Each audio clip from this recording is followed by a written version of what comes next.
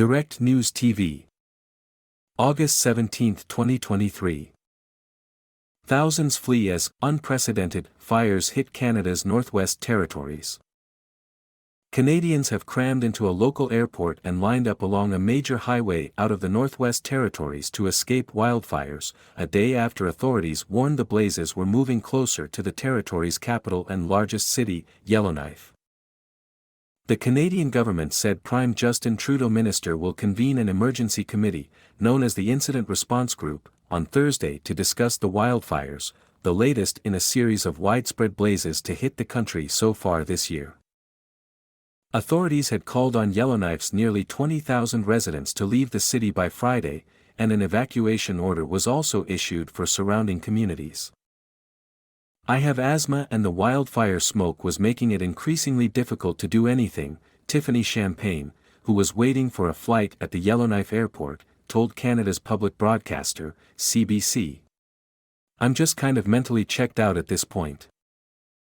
The airport had warned residents on Wednesday to arrive at least 2 hours ahead of their flights because of increased passenger traffic. Canada is going through its worst wildfire season on record with more than 1,000 active fires burning across the country, including more than 200 in the Northwest Territories alone.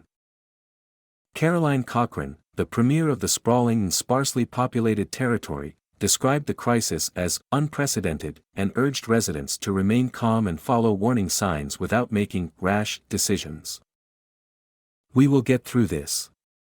Now more than ever is the time to ask for help if you need it and to work together," Cochrane wrote in a social media post early on Thursday.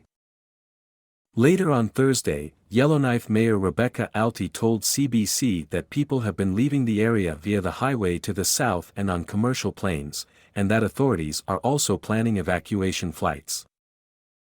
"The important thing to stress is the fire isn't here yet," she said. "We're doing this ahead of time, so that we're able to complete the evacuation before the risk continues to move." Alty added that she and other officials will continue to update residents on the situation. "To leave your community and not know how your house is doing, I know will be a big stress on a lot of people," the mayor said. She also said special teams were cutting trees near the city to prevent flames from spreading and planned to use fire retardant on certain historic and logistically important buildings to protect them from the fires.